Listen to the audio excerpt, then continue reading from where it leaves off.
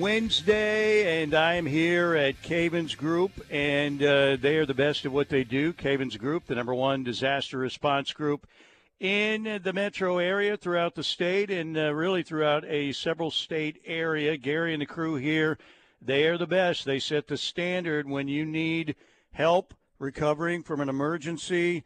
Maybe you have a mold investigation or testing or removal you need to be done, leaky drains, flood response, water loss, damage to your business, accident cleanup, crime scene, trauma cleanup, oil spill cleanup, sewage backup cleanup. They can get it done for you. And they are the best. They've got the best reputation. They're local, heavily involved in the community. Gary and Jessica and the crew here, they're thought to be, just really good people who do a great job.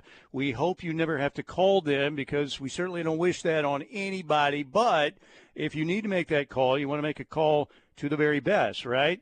And that is Cavens Group, 405-573-3048. That's 405-573-3048. You can check them out online at Cavens, C-A-V-I-N-S, cavensgroup.com. They're on Insta. They're on Facebook. They are on X/Twitter. And Gary has a lot of informative videos and stuff that are pretty educational. We just want to recommend Cavens. If you get in a tight spot with a disaster, you need the best, and Cavens Group is the very best. Parker Thune, how you doing? Steely, you said Gary and Jessica are thought to be great people as if they're secretly evil. Are you trying to insinuate they're running? Did I say it that way? Are they running Cavens like some sort of Los Pollos Hermanos type deal where it's a front for some illicit activity? No, they're completely legit.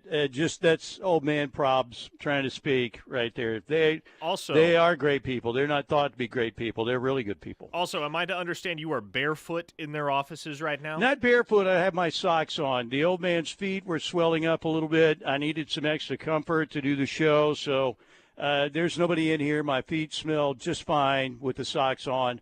I'm all good. I'm alone in their luxurious conference room watching the Masters Par 3 contest right now.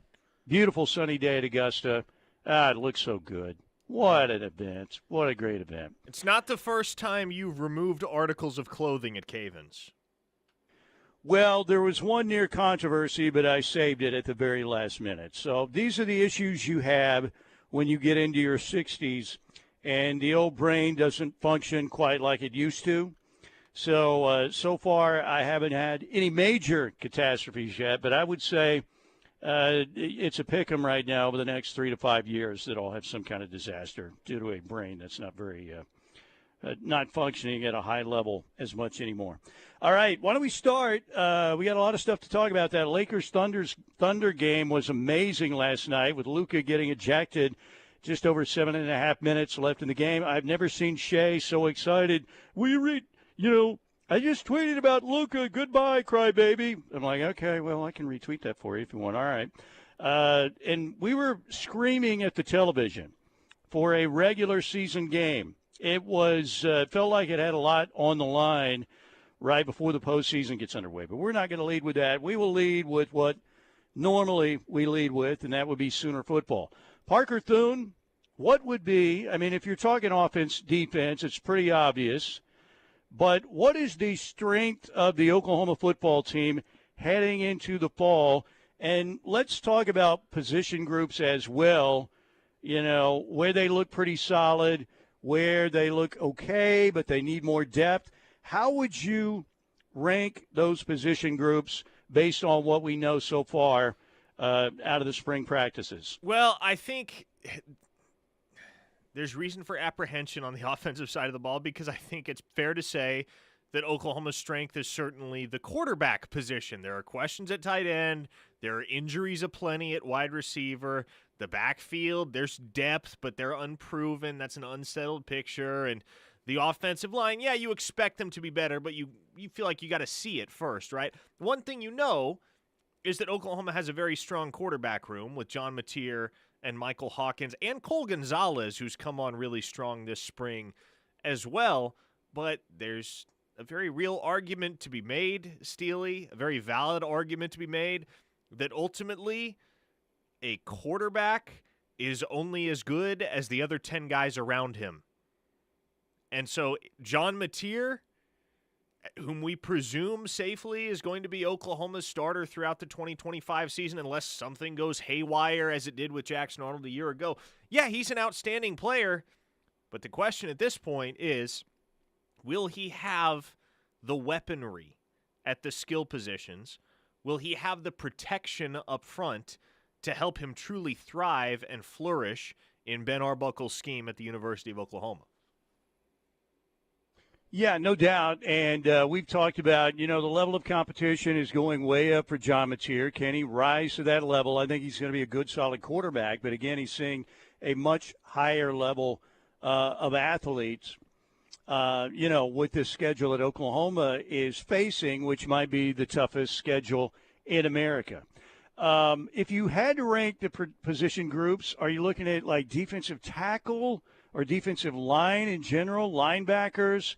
How would you rank the position groups at this moment? I would say you are strongest on the defensive line. Yeah, Oklahoma's defensive line is, in my mind, and it's not much of a question, I think that's the strongest position group on the team.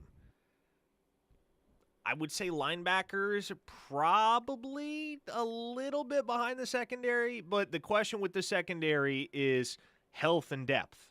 Right? There are less of those questions with the linebackers. I still give the edge to the secondary because there's some legit star power in the back end of that Oklahoma defense with guys like a healthy Gentry Williams, right? A healthy Eli Bowen. You have to add that asterisk. If they're healthy, they're going to be a problem. You got Robert Spears-Jennings.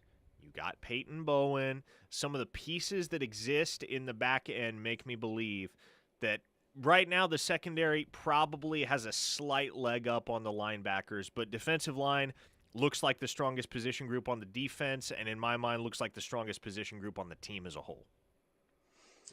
Yeah, and I think the concern on defense is just the depth. I think they feel really good about what they have starting out there, if they can stay healthy. And with Oklahoma, that's been a huge question mark of late, no doubt. But mainly it is a depth issue more than anything else at the other positions. That's what I would say. And then you look over on offense, and I think there's some potential there. Of course, we know the Sooners are cursed in the wide receiver room for whatever reason, but injuries already there, which is crazy. But to me, I think the offensive line, it's got to be better than it was a year ago. I think it will be better than it was a year ago. But, again, when you're talking about facing SEC-level athletes, you've got to be really, really good on the offensive line because a lot of NFL guys you'll be going up against when you play, again, an SEC schedule. And Oklahoma found that out a year ago. As far as the quarterback, the good situation is I think people really think that John Mateer is going to be a good player for Oklahoma. He also, along with Ben Arbuckle, they've been in this system for a while. Ben Arbuckle looks to be a very sharp, young, creative offensive mind. Sooner fans, I think, are excited about that. And John Mateer said recently, the familiarity he has with the offense is a great situation, but that doesn't mean there's not a lot of room still for OU to get better. It helps a lot. Me in my third year in this offense, there's things that the quarterback can do to really enhance it, and you see someone on defense, you can change it to what I need to do, and that's good. First year quarterbacks is tough. Like when I first learned it, I didn't know all the gadgets that we have, and I saw Cam do it, and then I got to do it last year and do it again this year, so that helps. And then teaching everybody, like I know how it's supposed to look, and then there's film on how it's supposed to look, and I know exactly what game to go to show a receiver what it's supposed to look like. So it's good. So, there's a lot of routes in this offense and a lot of routes that the receivers can do different things based on the defense. And in a lot of offenses it's that way, but this one too.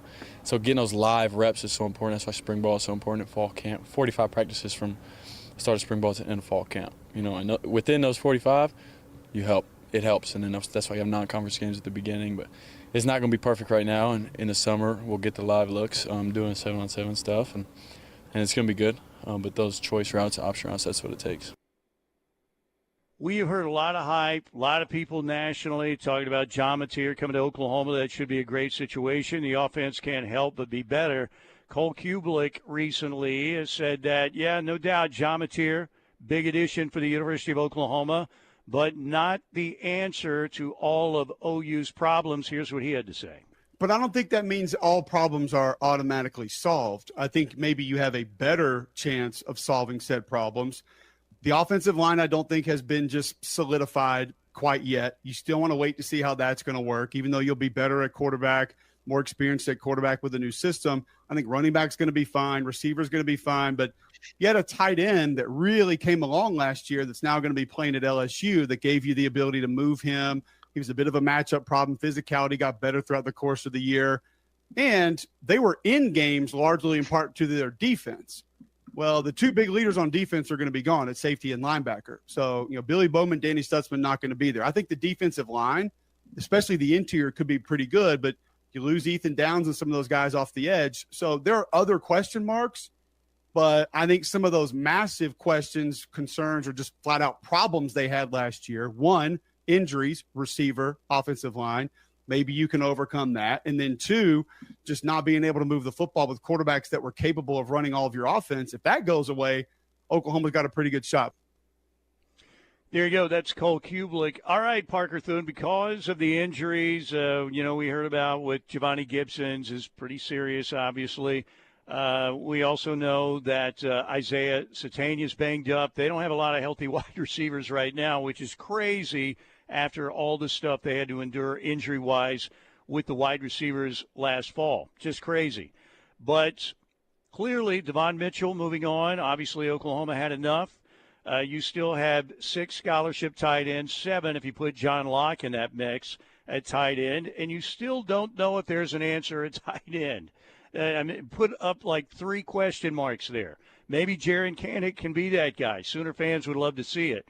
So give me your portal shopping list. You're going shopping in the portal.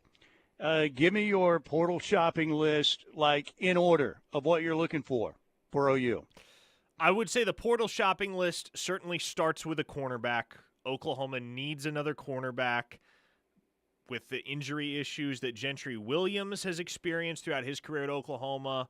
And, Eli Bowen sprained an ankle earlier this spring. That's not a big deal. I don't think anybody would label Eli Bowen injury-prone just because he sprained an ankle. I don't know.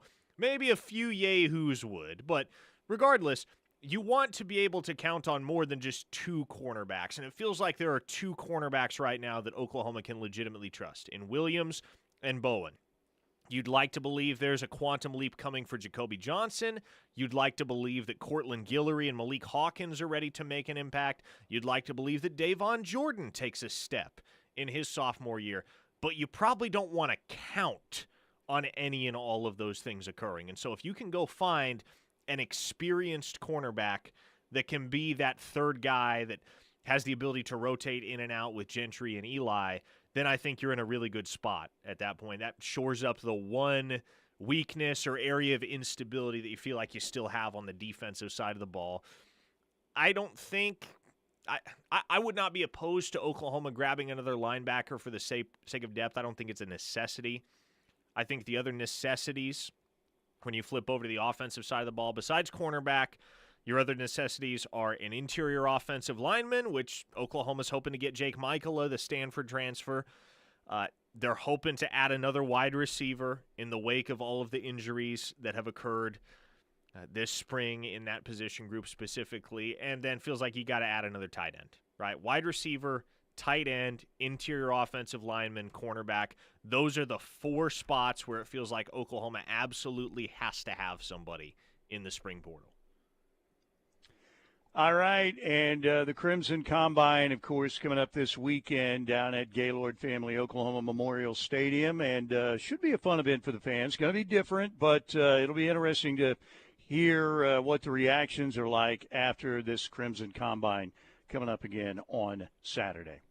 We are here at Cavens Group on a Wednesday. Have an emergency? Well, don't panic. You've got the best disaster response team in the area right here at Cavens Group. Remember this number. Put it in your phone, 405-573-3048. That's 405-573-3048. Cavens Group is Oklahoma's #1 disaster response team. They're available 24/7 with emergency services to help you. Fast, professional, and always ready when you need them. They are available 24/7 to restore homes and businesses after unfortunate disasters. Cavens is here to save the day for you. We hope you don't need saving, but if you do, call Cavens, 405-573-3048. Coming up at 1 p.m. today, our friend TJ Eckert will talk all kinds of sports stuff with us at 1 o'clock on the Riverwind Casino Hotline. Daily Thunder reporter Brandon Rabar will talk Oklahoma City and the Lakers and what's ahead. OKC at Phoenix tonight at 9 o'clock. Brandon will join us for our last segment today. Gary will join us a little bit later on during the second hour. And we, of course, want to hear from you, 405-651-3439 on the Knippelmeyer Chevrolet text line. And we are available on YouTube as well.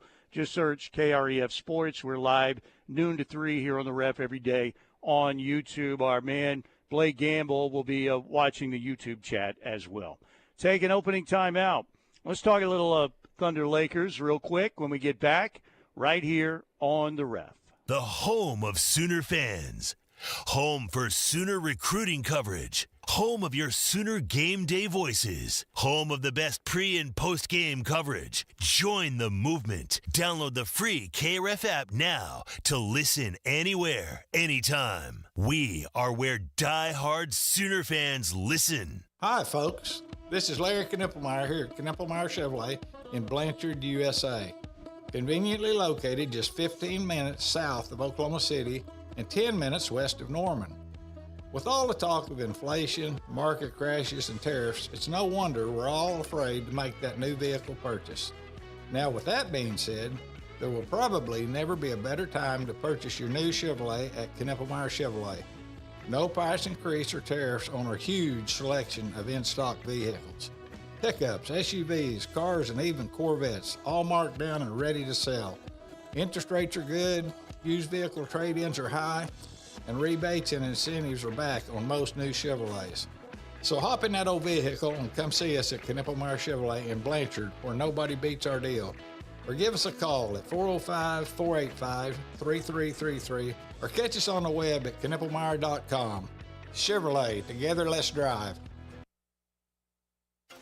It's time for your certified most accurate forecast from KOCO5 First Alert Weather. Brought to you by Cavens Group. Do you have a water emergency? Give Cavens a call at 405-573-3048. From the First Alert Weather Center, this is meteorologist Jonathan Condor with your KOCO 5 News weather forecast. Maybe a little breezy out the door this morning. It's a south wind about 15 miles an hour. But as we go into the afternoon, those winds will shift to the west and then the north and become lighter. That's actually a weak cold front, even though it won't feel like it. We'll see a sunny sky today with a high upper 70s to near 80 degrees. Tonight, the winds are light, even though they're out of the north. Overnight lows in the lower 50s for Thursday morning. Thursday looking good. North breeze, highs in the upper 70s. That was your certified most accurate forecast from KOCO5 First Alert Weather, brought to you by Cavens. Did you have a water emergency that you fear might turn into mold? Give Cavens Group a call at 405-573-3048 or visit cavensgroup.com today. What are you waiting for? If you're anything like me, that question keeps you up at night. So don't wait for someone else's green light. Do the things you love right now at Moore Norman Tech. We'll get you out of the classroom and into the real world with hands-on experience in whatever feeds your fire. So get after it. Oklahoma needs more doers, and doers don't wait. Moore Norman Tech, powered by Oklahoma Career Tech. Imagine one step, and suddenly a fall turns into a fracture. For many, osteoporosis is a hidden threat, weakening bones silently until it's too late. At the Ortho Central Bone Health Clinic, we believe in personalized care to keep bones strong and resilient. Led by advanced practitioner Amanda Boyd, our team specializes in detection and personalized treatment plans, from bone density testing to strengthening bones after a fracture. Take charge of your bone health today. Call Ortho Central's Bone Health Clinic and let's build better bones together. Are you looking for luxury apartments for rent in Norman? The Falls at Brookhaven offers stunning apartments and a well-maintained, calm atmosphere. Enjoy our landscaping, a swim in the pool, or take your pet for a walk in one of our 2 dog parks. Our spacious outdoor areas and state-of-the-art amenities will make this new home feel like a resort. All this can be right outside of your door when you live at the Falls at Brookhaven. Call our locally owned and operated community at 405-701-8233 or go online to thefallsatbrookhaven.com to view our spacious floor plans. The Mont invites you to come by and enjoy our high-quality food and drinks in our historic atmosphere. The Mont has won numerous awards, including Best Restaurant in Norman, Best Appetizer for our great queso, Best Exotic Drink for the original swirl, the Best Patio Dining for our beautifully landscaped patio. Come see the Town Tavern OU football scoreboards dating back to 1947. We'll see you at the Mont on the corner of Boyd and Classen, or call us at 329-3330.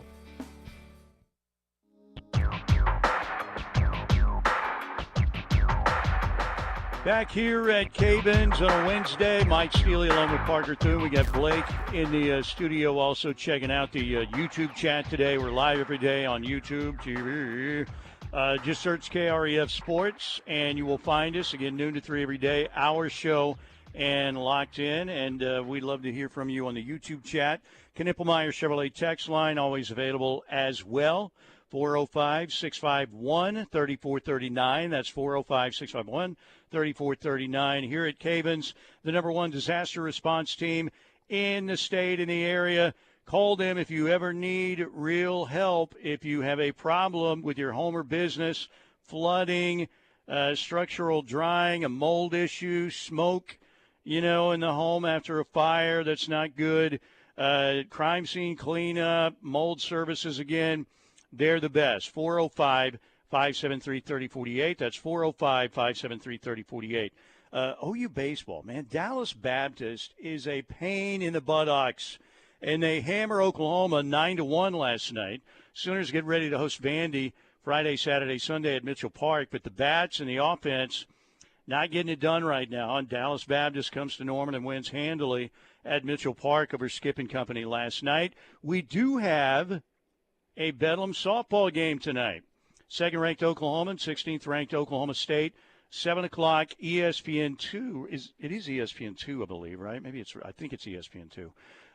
Anyway, and then the Sooners go to Alabama this weekend for a 3-game set. Actually, it's Saturday, Sunday, and Monday for OU. But OU-OSU Bedlam softball tonight at Devon Park with the first pitch at 7 o'clock. Last night, I can't remember a regular season Oklahoma City Thunder basketball game where I don't know if I was screaming, but I was very, very angry. I don't like Luka. I appreciate his talent. He's an amazing. He might be the most highly skilled offensive guy in the NBA. I don't like whiny wimps though. And but the Lakers came out last night after beating Oklahoma City the other night, 126-99, where they had this incredible first half, shooting the three, tied a franchise record 15 threes. They did it again last night, and it was a back-and-forth great game going on. And with 7 minutes and 40 seconds left in the game, Luka gets teed up. Probably a bogus call, but I loved it. Luka's gone. L.A., it was a one-point game, and then Oklahoma City dominates the fourth quarter. After that, Oklahoma City won the fourth quarter 39-22. They won the game 136-120. I thought that was big. You don't want the Lakers coming into your place and beating you 2 straight times on your home floor. First of all, I was really surprised that L.A. played everybody last night. They were into it, right? Played everybody except Hachimura. But thankfully, SGA showed up, had an MVP performance, 42 points. The step-back threes were just fantastic. And Oklahoma City wins the game by 16. They play at Phoenix tonight at 9 o'clock. But here's Shea in the postgame. He was asked what Oklahoma City learned about itself in these 2 games with the L.A. Lakers. I think the biggest thing I would take away from these 2 games is, I think tonight we did a better job of not panicking when a team gets, super hot and just, rolling with the punches, playing the game in front of us.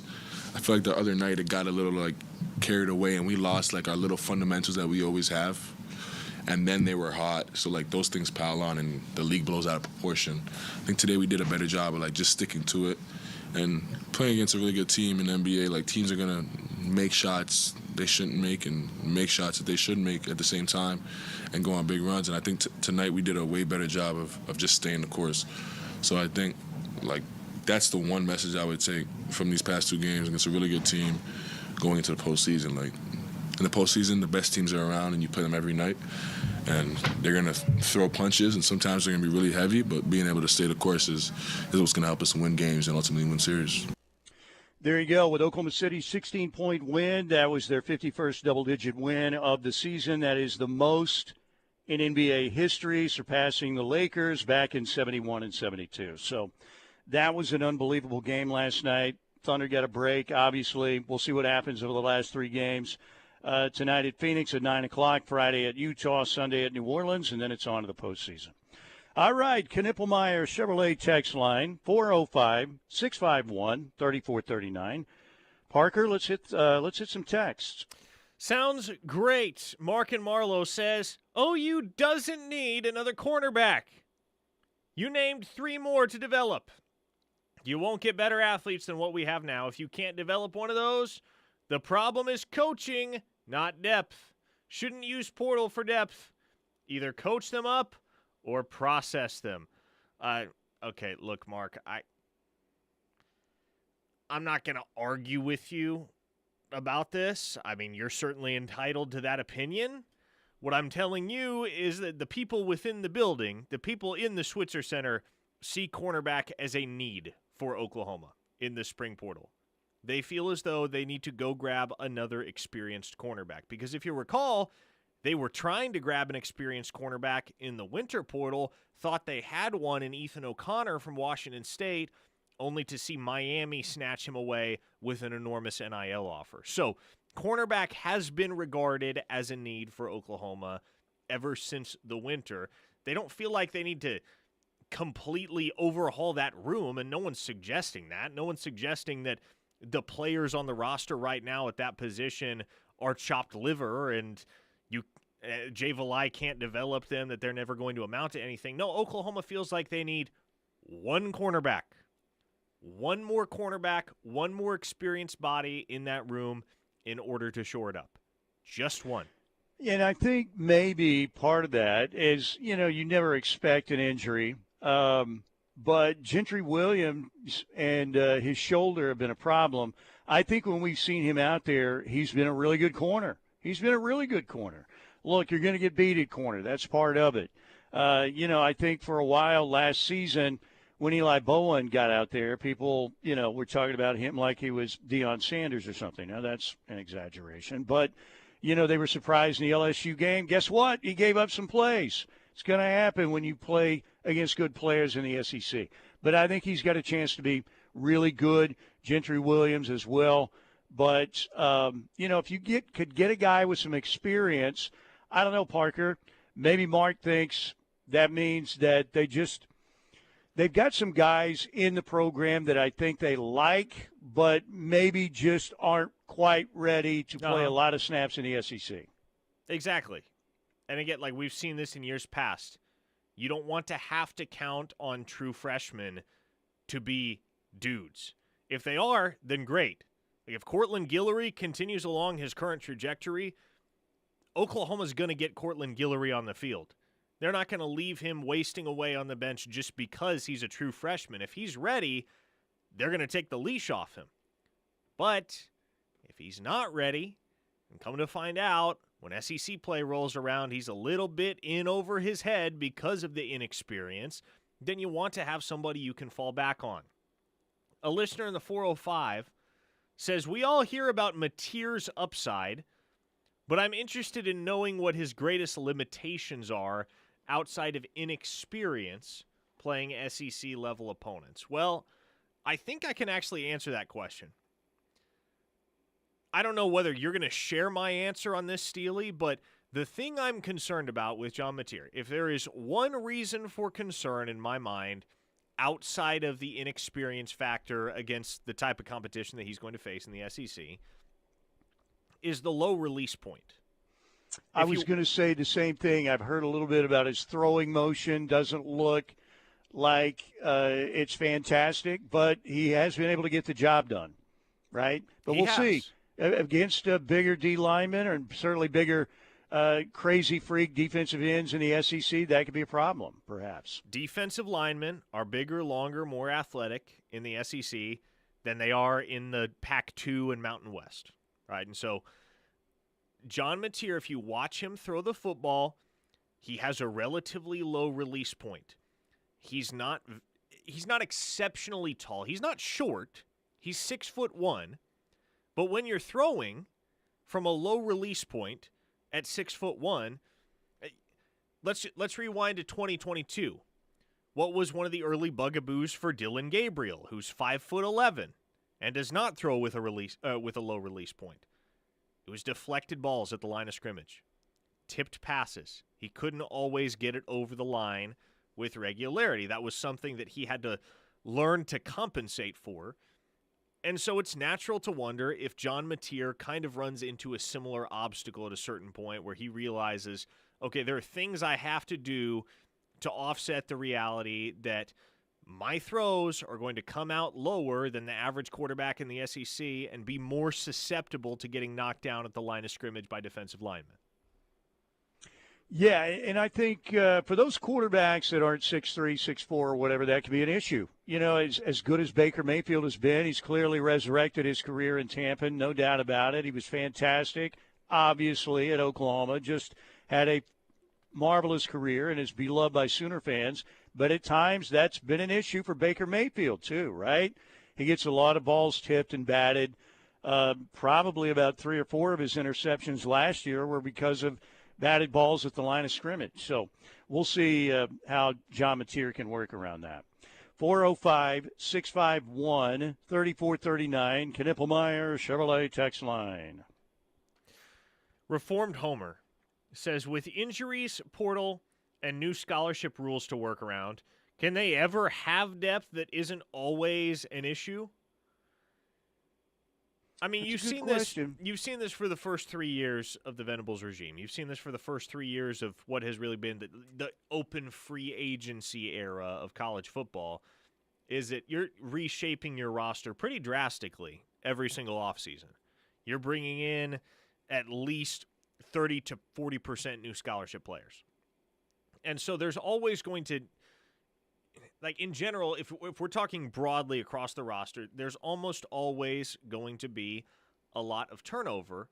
But ideally, what you'd like to do is get to a situation where you have enough solid contributors and enough guys that are 10 toes down for Oklahoma that you don't have to dip into the portal to replace whatever you may lose from the back end of your depth chart due to the transfer market. For instance, great example of this would be the defensive line group, the defensive tackle group, more specifically.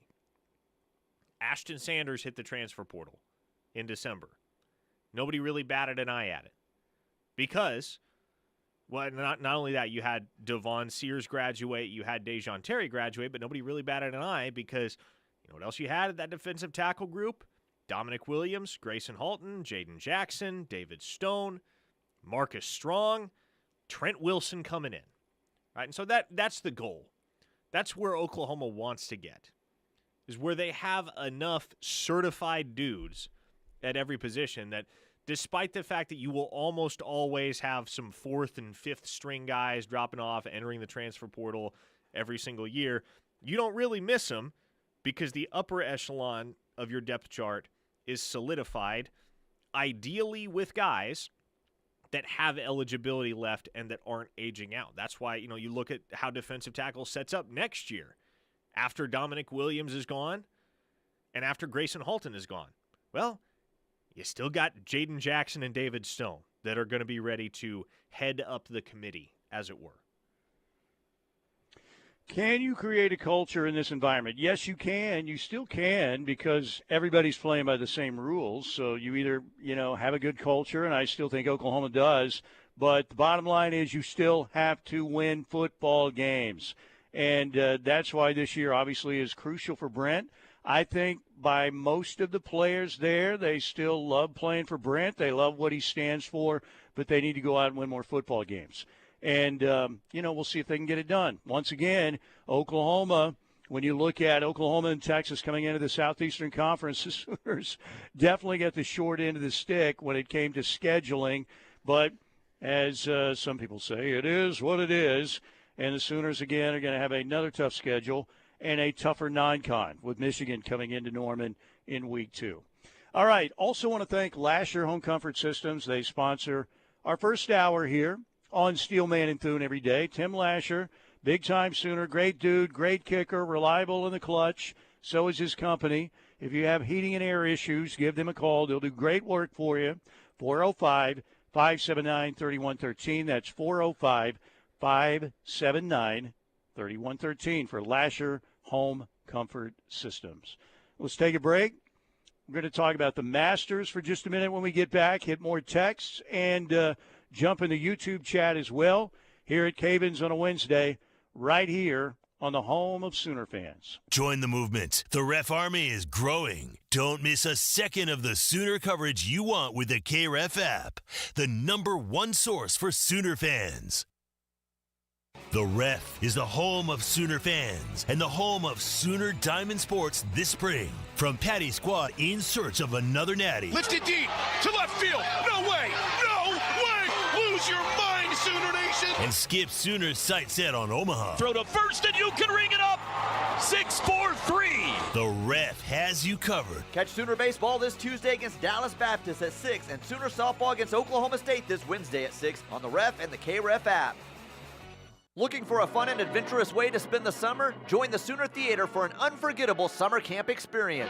The Sooner Theater has 2-week, half-day sessions for students entering kindergarten through 6th grade. Whether your child loves acting, dancing, singing, or magic, these camps have something for everyone. With sessions in June and July, your child can explore creativity, make new friends, and have a blast performing on stage for friends and family. Don't miss out. Sign up now for summer full of fun and adventure through the performing arts. Visit SoonerTheater.org to learn more and register today. Fowler Automotive is proud to be a part of your community, where our passion and values lie far beyond the showroom. We believe that families, sports, art, and culture are at the heart of every thriving community, and it's important to us that we help build the communities that our dealerships call home. Stop by any of our 6 Oklahoma dealerships to see the Fowler standard hard at work. We pride ourselves on being friendly, helpful, honest, and fair. This is what drives us every day. Fowler Automotive, a proud partner of OU Athletics.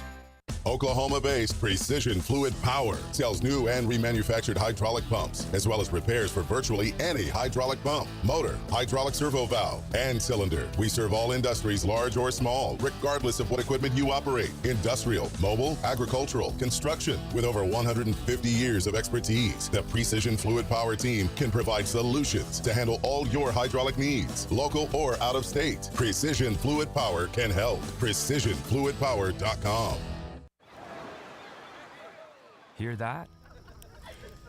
That's the sound of your life. Perfectly imperfect. Beating in rhythm to the world you've created. But every time you drive after drinking, the music gets drowned out. Your life sounds pretty great. Don't let a buzz ruin it. Buzz driving is drunk driving. Don't drive buzzed. A message from NHTSA and the Ad Council. Hi, this is Martina McBride. With online news, social media, and texting available 24/7, the world seems to be spinning faster and faster every day. And it can be overwhelming. Sometimes we just need to unplug and take a break from our electronic devices. It can help reduce stress and allow us to reflect on the things that are really important in our lives. This message brought to you courtesy of the United States Air Force. Serving in Afghanistan, I was shot in the head by sniper fire. I was given a 5% chance to live. I'm Adam Alexander, and I'm a veteran. Today, I visit classrooms and share my story. I tell kids that with a little help and a lot of work, that you can overcome any challenge. DAV helps veterans like Adam get the benefits they've earned. They help more than 1 million veterans every year.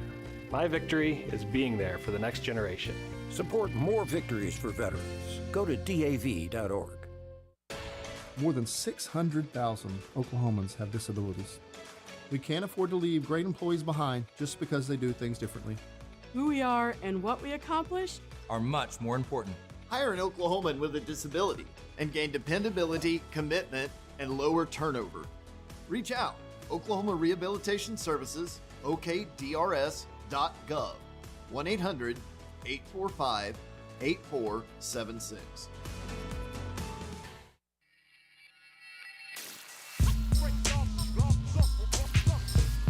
Here at Cavens, we'll talk to Gary coming up next hour. We have TJ Eckert coming up at the top of the hour, Brandon Rabar for the last segment. And good to have you all with us. Appreciate it very much.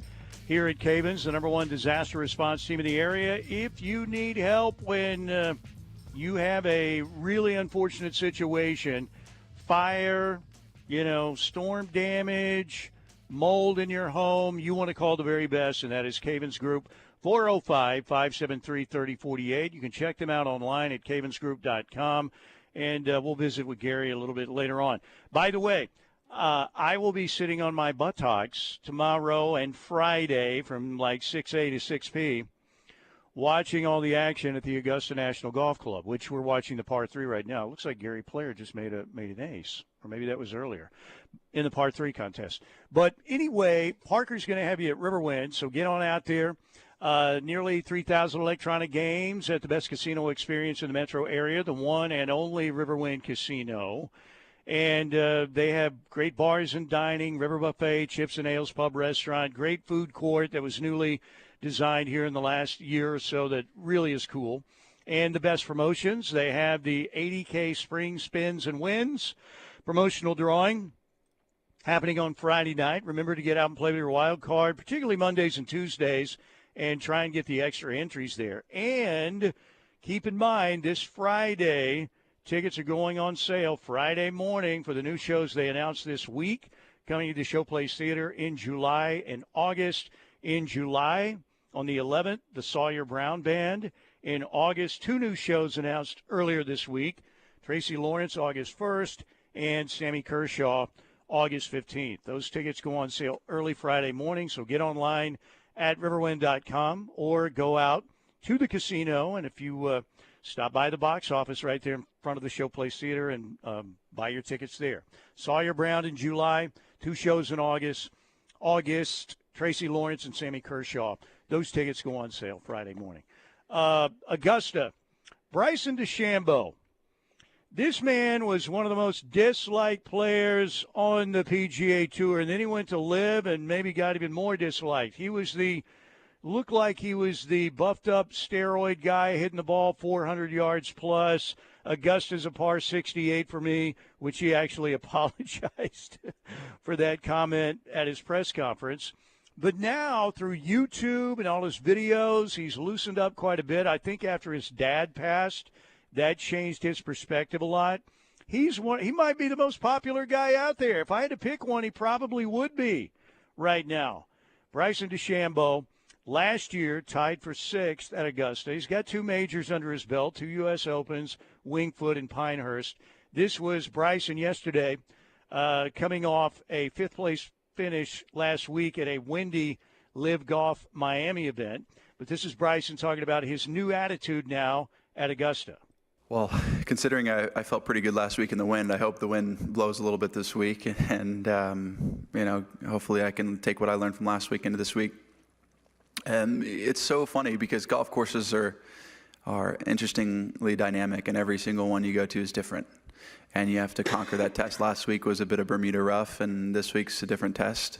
And I think that's the cool part about it. Who adapts the best? Who can change quickly to those conditions? And Scotty's done a really good job of that the past couple of years, and John's played really well at the courses we've played at. And I'm aspiring to be more like that. Can I adapt to those conditions? And so, yeah, the wind was a great test last week. I'm glad I was able to play pretty well. Didn't get the job done. Little disappointed, but that's golf, right? We lose more than we win, but it was a great learning experience, and hopefully I can take that into this week. We talk about the YouTube yahoos here and there, but his YouTube stuff, the stuff he does, is fantastic. It's really good stuff. Excellent. I loved when he finally made the hole-in-one. I can't remember how many shots it took, but he finally made the hole-in-one over his house, his mansion, on the green, finally holed it out. Really good stuff. So this is a guy that was really not well thought of by a lot of his fellow players and certainly by the fans of the PGA Tour, and obviously he's been with LIV for a while now, but has completely turned it around. I think he might be, like I said, the most popular golfer out there. Parker Thune, you want to head back to the text line? Let's do it. Frisco Sooner says, guys, I'm not really all that worried about Mateer's throwing style. Because for me, if you watch him, he's a lot like Kyler in the fact that he's great at moving to where he has free throwing lanes. I think that's a skill that he has probably had his entire life. Also, I think Arbuckle's offense allows him to do that. It's a good point, Frisco Sooner. Yeah. And, ultimately, when you're not too terribly tall against 6'1", I mean, that's fine by quarterback standards, but it's not prototypical. If that's how tall you are and you throw from that low arm slot, yeah, you got to have the ability to move to where you have open throwing lanes. And so you do see that in John Mateer's game at Washington State. Obviously, everything's going to be a little bit more difficult once you get into SEC play.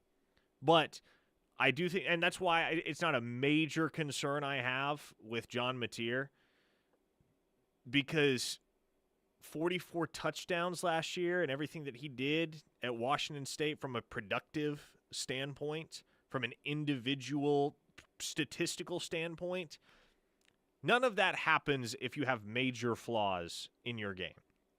John Mateer, as with anybody, certainly has flaws in his game.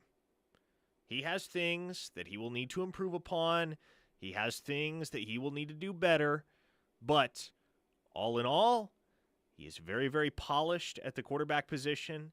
He's an excellent leader, and he is capable of doing those little things, one of which you mentioned right there, that are going to help elevate his game and elevate the Oklahoma offense. By the way, earlier in the hour, Emmett Jones hit Twitter and said this, and only this, Steely. I spent 2 seasons with Pat Mahomes. John Mateer is a bad, bad man. A dog. Interesting. I like that. I like it a lot. He seems like a guy that's pretty creative out there too, Parker. If your first couple options aren't there, he can take off and make a play. We know that he had, a bunch of rushing touchdowns last year as well. And he just seems like a guy that can, I don't know if freelance is the right word to use, but he can definitely get out there and create some plays when maybe the initial play isn't there. He's a guy that, again, can take off, kind of like Baker used to do, and obviously Kyler with his great speed and footwork. He was a nightmare for opposing defenses. Mateer seems to have some of that ability. 405-651-3439, Knippelmeyer Chevrolet text line. Blake Gamble, we're coming to you for YouTube here in a second. Like right now? Oh, yeah, we can come to you right now. Yes. What's up, Steelman? How are you doing Well, today? how we doing there? I'm sure there are 9 million people on YouTube today. We're trying to get to as many as we can. Well, unfortunately, Steelman, it's only 8.5 million, Okay. but, it's a Wednesday before the Masters. You'd That's expect not quite as big of a That's turnout. But, YouTube chat, a little bit of negativity today. Anon OU guy chiming in a little bit of a response to Sooner Cowboys, who first said, we should have listened. OU is Nebraska now. Anon says, Nebraska hasn't been relevant in 20-plus years, which is 10 times longer than what OU is going through now. Way to overreact, bud. What do you guys think? Are the Sooners headed towards the path of the Cornhuskers with this conference change? I don't see it going that far. Now, obviously, it's never going to be the same because Oklahoma and Nebraska, especially Oklahoma, ended up, being the Giants in the old Big 8 conference. In the Big 12, the Sooners won as many championships as the rest of the league combined. And you've got Texas and Nebraska in that league together for a while. So it's just, like I said, Parker, you and I talked about this. When we knew that Oklahoma was making the move to the SEC, you're moving up into the heavyweight division. Now, you had some good competition you would face every now and then, but almost week in, week out, you were taking on, it's like the old school heavyweight division with Ali Frazier, Foreman, Larry Holmes, all those great fighters, even Ernie Shavers, guys like that back in the day that were, that were always there. Ken Norton Jr., you had a battle on your hands, and that's where Oklahoma is right now. So you can't dominate at the level you used to, but you want to be in the top 3, 4 in the SEC every year. Because if you are, you're in a great situation. What do you think, Parker? Are they the next Nebraska? It feels like we've been talking about that very issue for the last 3 years, maybe 4. It's just it's a topic of conversation. It's a question that is never going to go away until Oklahoma proves that they belong in the SEC and can win at the same clip as the LSUs and Alabamas and Tennessees of the league. And I expect that that's going to be the case. I don't know when it's going to finally be clear to people, clear to the rest of the nation, if you will, that this is actually what's happening in Norman and that Oklahoma has attained that level of status and stability in the SEC. It's going to take more than 1 year, right? It's probably going to take more than 2 years. The whole OU is the next Nebraska thing. I don't know whether that question is going to go away until 2027 or 2028. But it will go away in time. The old next Nebraska question. Yeah, it's going to have to be another decade before we – I don't know. If they really, let's say, for 5 years they win 6 or 7 games, then we can start talking about it. What was Nebraska's lack of bowl game streak for a while, Parker? They had not been to a bowl game in almost a decade before this past January. They had not been to a bowl game for 8 seasons. 2016 was the last year that they had been to a bowl game before they finally, mercifully, went 6-6 and went to, what was it, the Fenway Bowl in 2020 at the end of the 2024 season? I think that's right.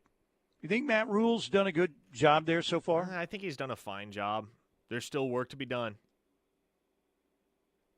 Yeah, there is.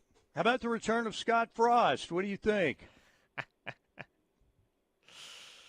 Oh, man. I'm not a Scott Frost believer. But, hey, I'm not going to try to talk the UCF faithful out of getting excited for the return of their prodigal son. Isn't it crazy? Scott Frost was the prodigal son to Nebraska at one point, and now it turns out he was actually the prodigal son for UCF all along. Where do you rank their bogus championship on the bogus championship scale?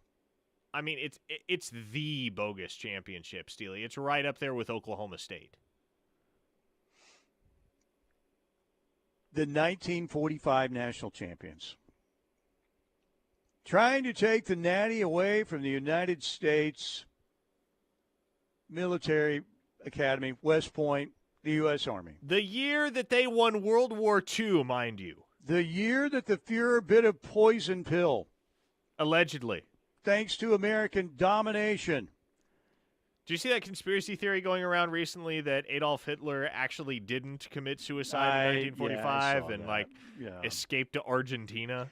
Well, there's always that, there were Nazis here and there, but the Fuhrer took the easy way out. So, but yeah, but UCF claiming one, there's no doubt. I wonder if there's any the Sooners, well, Oklahoma wouldn't do it and shouldn't do it, but who's the committee that decides, we're going to give you a national championship and you a national championship and you, look, I know Oklahoma A&M back in the day with Bob Finnemore was really good, but to try and take a title away from the United States Army?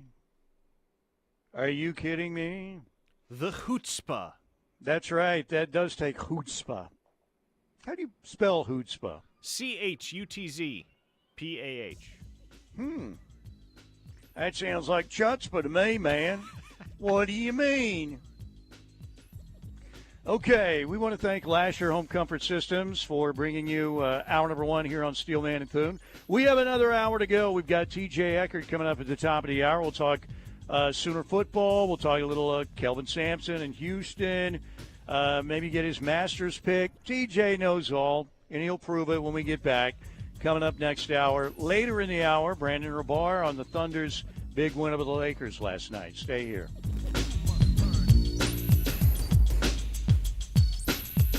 Sound off any time of day on the Knippelmeyer Chevrolet text line.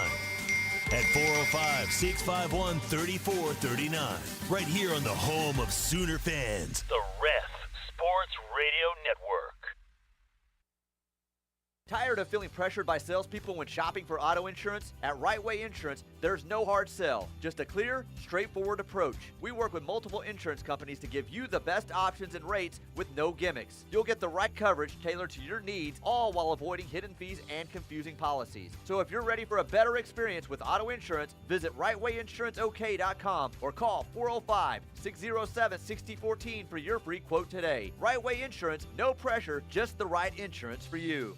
Speaking of technology, did you know that RK Black is an authorized dealer for Kyocera copiers? And the Kyocera copiers aren't just copiers. They're smart devices that can scan, print, fax, and email your documents with ease and security. Even better, they're backed by RK Black's award-winning service team that is built on nearly 70 years of taking great care of our clients. Whether you need a desktop printer or a multifunction copier, RK Black has the right product for you. Let's get the conversation started. Give us a call at 943-9800 or visit us at rkblack.com. Motorcycle riders face extra dangers on the road because of distracted drivers. Each year, thousands of lives are forever changed by tragic crashes, leaving families to pick up the pieces.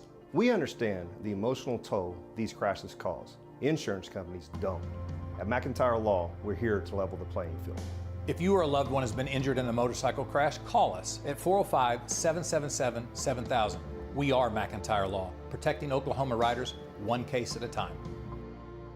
1 in 4 Americans today are living with a disability. I'm one of them. People with disabilities are extremely talented, resilient problem solvers that have so much to offer. And we've got a trusted ally on our side, an organization we can rely on, Easter Seals. Easter Seals is leading the way to full equity, inclusion, and access to healthcare, employment, and education for people with disabilities, families, and communities.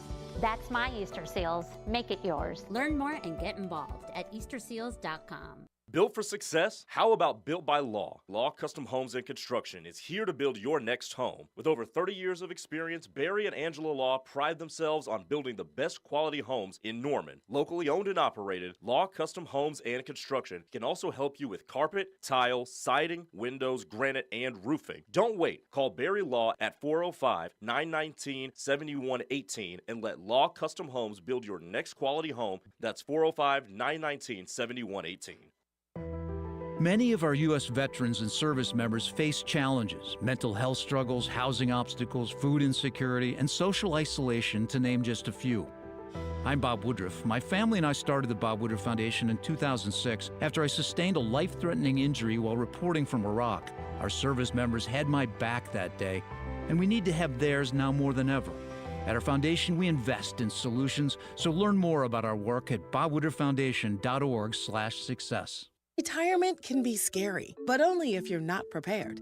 That's why AARP created thisispretirement.org. Because unless you've already retired, you're in pretirement, and you still have time to plan. Learn about retirement savings options, potential tax breaks, and how you can build savings over time. Visit thisispretirement.org for free resources to help you customize your action plan and feel the retirement fear disappear. Brought to you by AARP and the Ad Council. Medicaid and CHIP offer free or low-cost health coverage for children and teens. Hospital and doctor visits, prescriptions, shots, and more are covered. That's peace of mind for parents if a child is sick or gets injured. And parents may now be eligible for Medicaid too, even if they've applied in the past. Enrollment is always open. Visit insurekidsnow.gov or call 1-877-KIDS-NOW. Paid for by the U.S. Department of Health and Human Services. You're listening to the home of Sooner fans, KREF, Norman, Oklahoma, and streaming live on the KREF app. The Ref Sports Radio Network.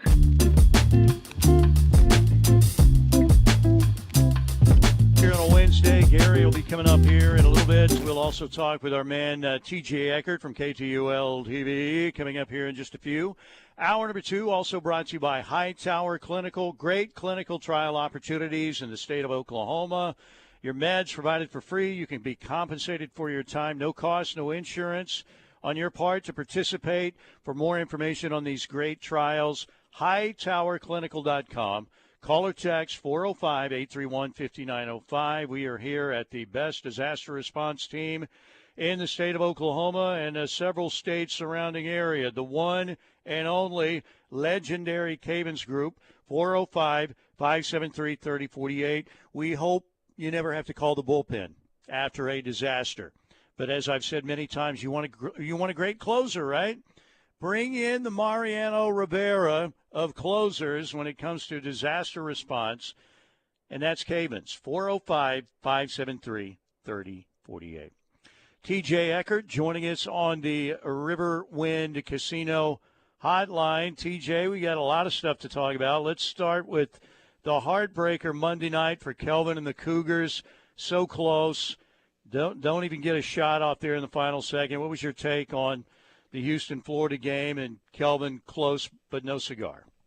Yeah, hate it for him. And hate even more the camera like slow panning to him and just being a statue and just emotionless. That was hard to watch. It was tough because it's been talked about. They were in control of that game virtually the entire 40 minutes. There was a stretch where Florida kind of started to pull back in it, obviously, but felt like even late there they were still playing well enough to win that game. And I think 4 turnovers their final 4 possessions. They didn't get a shot off their last 2 possessions. Like that's tough to see, especially for obviously everybody here was rooting for Kelvin to finally get one. So yeah, tough way to end the season for sure.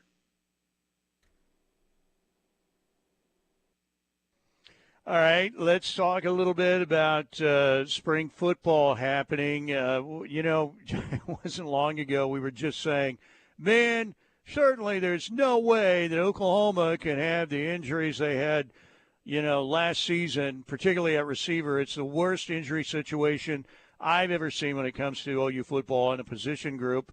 And here we go, TJ, already getting, this news about Giovanni Gibson, who's been tremendous in the spring. I mean, you played football. Obviously, you played at UCO, played at Bixby. What do you think could be happening? Could this just be pure bad luck, and that's it? I think so, and that's what sucks is like you would think that 1 year of bad luck would be enough, and then eventually it would kind of course correct, right? And unfortunately, that just hasn't happened yet. And right now, especially – given what happened last season with all the injuries, any injury that happens now is just going to get magnified. And obviously, Giovanni Gibson, the severity of that, I think we'll hopefully find out more. But the fact that it happened, the fact that it appears fairly severe, that's obviously a big deal. But then anything else that happens outside of that is just going to feel, like I said, magnified. And it's just the nature of the injury report right now for OU. Everything that happened last year, everybody's really sensitive to any injury that happens, and then when they start to stack up like this in the spring, it can become worrisome. To me, at least right now, for the most part, it appears there's only one that is to the level that you would say severe, and so hopefully that's still the case when they come out of the spring, because then you got the summer and then early fall to kind of recoup and recover. Now, TJ, obviously the thing that's kind of compounding the unenviable skill position situation for Oklahoma right now is the fact that Devon Mitchell just left the team last Friday, and the Sooners don't really have a clear alpha at the tight end position. So you got injuries mounting at wide receiver. You got a tight end room that is unproven and uncertain. What is there that John Mateer can count on at this point in terms of weaponry going into the fall? Yeah, I think, and I don't want to speak like I know everything here because I don't. To me, the tight end position, I'm not as concerned about it just because I don't know how prevalent that position group really is in Ben Arbuckle's offense. And obviously you want to have a guy there that you can count on that can be a nice mismatch maybe down in the red zone, or a guy that can throw his body around in the run game. That's an obvious one, so I'm not going to act like it's not a big deal. But I'd be curious to see how prevalent and how much use a tight end gets in this system. And from looking at Washington State tape, he certainly uses one, but it's not a huge position of need, in my opinion at least. So that there it sucks because you do need a guy, but I'm not as concerned about it. You mentioned who else can John Mateer kind of lean on. thankfully, for the most part, there appears to be a little bit of depth in that wide receiver room, although, as you mentioned, it's becoming a little thinner with some of the injuries that have happened this spring. But I think there's still enough pieces in that wideout room for Mateer to feel comfortable, and then there's a good amount of backs that I think he has some confidence in, too, or can have some confidence in to kind of feel better coming out of this spring. Well, TJ, are you excited about the Crimson Combine this weekend? It's a no from me, sadly. I will say they sent out another clarifying email and update today with an extended look at practice. So it's not just going to be watching guys running around in individual drills. We'll get at least a little bit of a glimpse at some 7-on-7 and some fan interaction too. Sounds like the fans can come down and participate in some drills or some giveaways, whatever you want to call it. So that's cool, but still, I would be more on the boat of just not doing anything. But maybe that makes me a curmudgeon. You trying to just take the weekend off, TJ? Is that why? You want an extra day He off? wants to watch the Masters. He wants to watch the Masters. On, yeah. I suppose that makes a lot of sense. Hey, here's a conspicuous storyline right now, TJ. As we turn our attention back to the hardwood, Porter Moser and that OU men's basketball program, apparently they got a few dollars to spend in this portal cycle. Yeah, thanks, Trey. Appreciate that. That was handy. Good timing. Yeah, good stuff. And at a time where it was not necessarily from him being Porter, well documented, but I think the rest of us have kind of mentioned it in that they're just kind of behind when it comes to those resources. And so perfect timing for Young to come in and throw a little money at the program and maybe build a little excitement around the program. And I'm excited for the additions, namely Nigel Pack, because he was a freak his first couple of years in college, and he was a nightmare to watch and for like the Big 12 teams to try to guard. So if he can get back to anything like that, that's an exciting development certainly for OU. And a guy who Jeremiah Fears this year, generational type talent, a guy that can go get a bucket anytime. That's what Nigel Pack can be when he's on, and that's something that I think really any team could love to have at this point.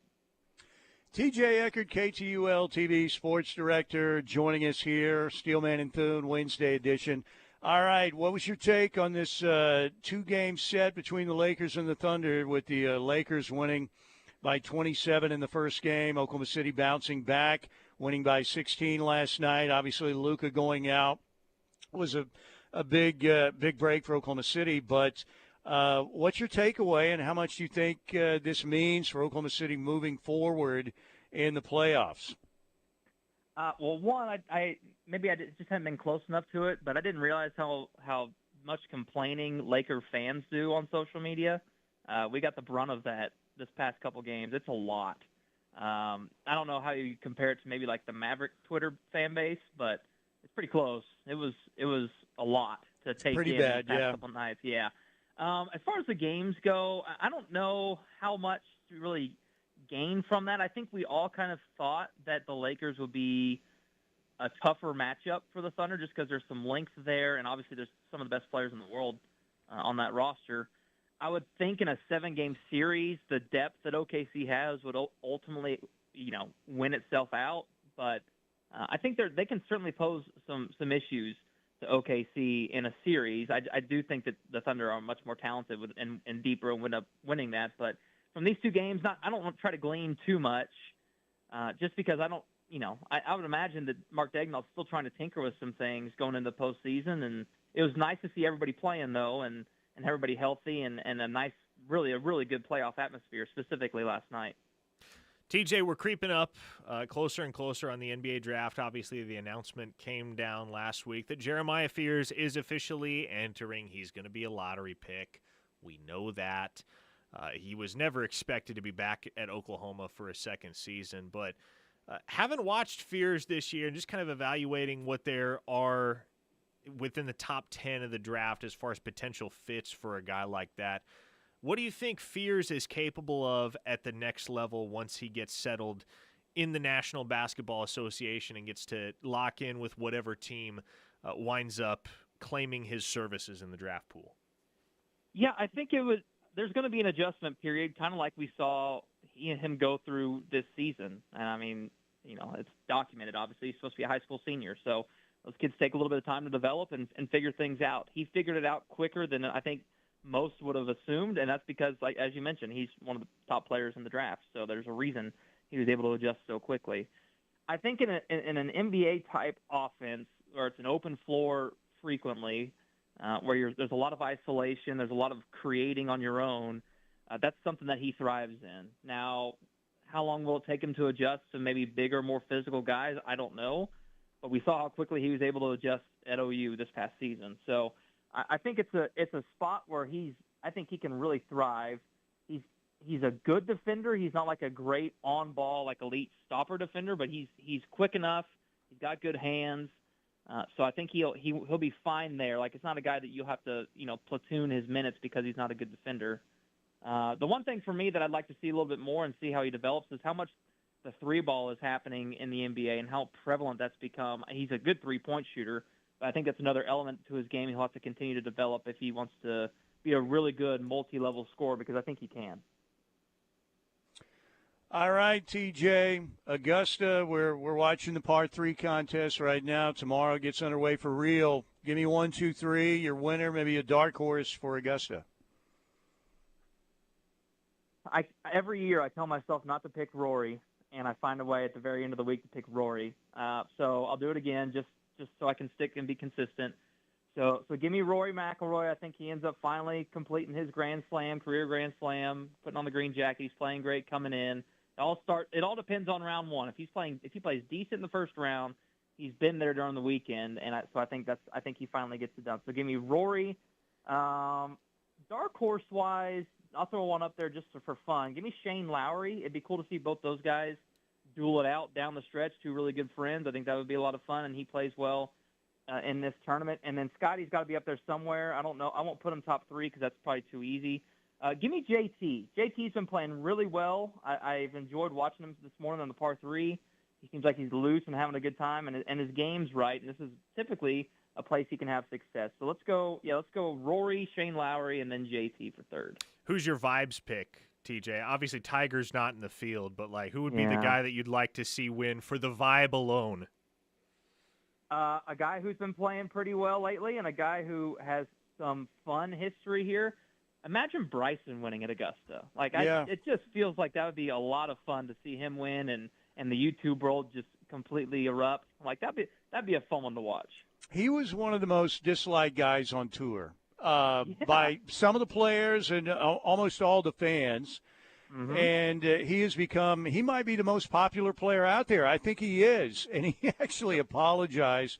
Remember when he came to Augusta, this is when he was all beefed up, and he's still a big guy, but he looked like an outside linebacker or something. He was hitting his drives 380 yards or whatever, and he came to Augusta and said, Augusta's a par 68 for me, Mm-hmm. And I think he may have missed the cut that year. Actually, I think he finished tied for 6th last year, so he's learned to appreciate the place a little bit more. He's not as cocky as he used to be, so I think that'd be a really popular win. Hey, Parker, I'm going to tell TJ my Augusta story, the one I told you, clean version, because I was thinking about this today. All right. The Augusta National Golf Club takes things very seriously when you're a patron. You are not bringing your cell phone in, you're checking it in. You try and get away with that. I've seen a couple people hauled away because they found they had their cell phones. Now, I don't know where they take them. I'm thinking there's like an underground Guantanamo Bay, like the underground, drying system for the greens. But these people kind of disappear. So this would have been 2018, I believe. So I am behind the 12th grandstand because there's a restroom, there are the concessions right there. It's a great place to congregate and watch 3 holes of golf, 11, 12, and 13. So I'm sitting there smoking a cigar, having a beer, and I'm one of these little picnic areas, like the round area that's got like 3 or 4 seats around it. And these 2 guys, hey, man, what you doing? You mind if we sit with you? They show up. These guys, I can't remember if it was Jersey or Philadelphia, but they were East Coast guys. They won the lottery. It was their first time to Augusta. They brought like 4 beers apiece to this table, and they're just downing beers. I mean, they were nice enough guys, but I'm also thinking, oh, man, these guys could be a problem. So they're up in the they go up. I have to finish my cigar, and I go up in the grandstand behind 12, and they're sitting up there. There are very few seats there. So they're like 3 seats available. Hey, Mike, man, what's up? Come on up and come join us. And I'm like, oh, no. So, I don't want to be rude, so I go up and sit next to them.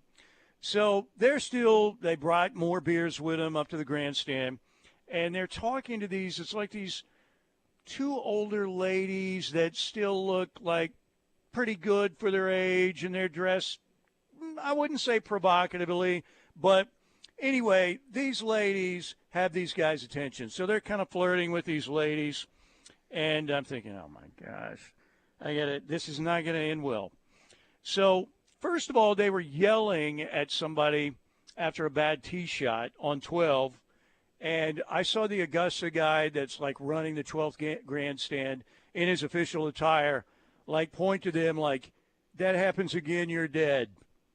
Basically pointing right at this dude. His other guy, he didn't yell, but he pointed at both of them. So then the action, people move on from the green, and that's when people start walking out, after the putts are made, and there's some time before the next group comes along. People will start leaving and let other people up in the bleachers. So they stay, and I'm thinking, this is my chance to get out of here. I got to get out of here. So as soon as people started leaving, these ladies who were a couple rows in front of these 2 East Coast madmen, they were leaving, and one of the guys said, hey, before you leave, show us your at Augusta National. Show us your what, Steely? Show us your what? Starts with a T, ends with an S. And everybody, you can hear this audible like, oh, And the next thing I know, that dude was down there in the Augusta official outfit. He comes up those stairs, points at both of them, come here, takes them both away, takes their badges. I go back down. I'm going back to the restroom, and I see like this Augusta paddy wagon / golf cart, and these 2 dudes are placed in the back and hauled away. I don't know if they've ever resurfaced, but I'll never forget that. Those ladies are walking down, and thank gosh, I'm walking down. I'm on the bleachers. I'm not next to them anymore, but, hey, before you leave, show us your. And I think those guys, I don't know if they're still alive, but they were taken away, and it was swift, and it was decisive. So don't mess with the people at Augusta. That's my story. Good to know. Next time, if I ever win the lottery, I'll make a mental note. Do not yell at women to do that. Got it. Yeah, watch out for the East Coast dudes making their first trip there. Very dangerous. Thank you, TJ. All right. Thanks, Parker. See you guys. We got to take a break. We got our man Gary Cavins coming up. Thank you for indulging me for that ridiculous story. I've gone over by a couple minutes, but we'll get back on track when we get back here on the Ref. Join the movement. The Ref Army is growing. Don't miss a second of the Sooner coverage you want with the KREF app, the #1 source for Sooner fans. Your back-to-back national champion Oklahoma softball team is coming to OKC. The Sooners host Game 1 of their series against the Mississippi State Bulldogs at Devon Park in OKC on Friday, April 18th. Come see the best college softball in the best conference on the biggest stage in prime time. Tickets are available at Soonersports.com/tickets, and we'll see you at Devon Park on April 18th at 6:30 p.m. Considering refinancing your mortgage? Now might be the perfect time to start planning. With rates on the move, Stride Bank can help you determine if you may be able to lower your monthly payments, shorten your loan term, or tap into your home's equity. Stride's expert mortgage advisors will work with you to tailor a solution that fits your needs. With local roots and national reach, Stride Bank is your go-to partner for all your banking needs. Stride Bank, your trusted financial partner since 1913. Find out more at stridebank.com. Stride Bank, member FDIC, equal housing lender. For the professional, it's not enough to just possess knowledge. That's why at GMC, we seek to refine it, to wield its power, to redefine its boundaries, while pushing the limits. And we put this knowledge to the test in every GMC Sierra by engineering each one to outperform your expectations. so you know you're getting precision and durability when you need it most. And that's what makes the GMC Sierra the truck worth knowing. We are professional grade. See your Oklahoma GMC dealers. Get ready for an unforgettable summer at the Young Family Athletic Center. Our summer day camps and sports leagues are the perfect way for young athletes to stay active, improve their skills, and have a blast. Whether your child is into basketball, volleyball, or pickleball, we've got open gym, leagues, and camps designed for all skill levels. Registration is now open for most summer activities, but space is limited. Don't miss out. Go to YFAC.com and make this summer one to remember. Now open in Yukon, Oklahoma, 5-Iron Golf is the perfect spot for golfers of all skill levels. Practice like a pro with TrackMan technology or play iconic courses without leaving town. After your round, enjoy chef-driven dishes, handcrafted cocktails, and a buzzing bar atmosphere. Whether you're hosting a party or improving your game, 5-Iron Golf is here to redefine how Oklahoma plays golf indoors. Visit 5irongolf.com to book your experience today. Hey y'all, I'm Blake Shelton.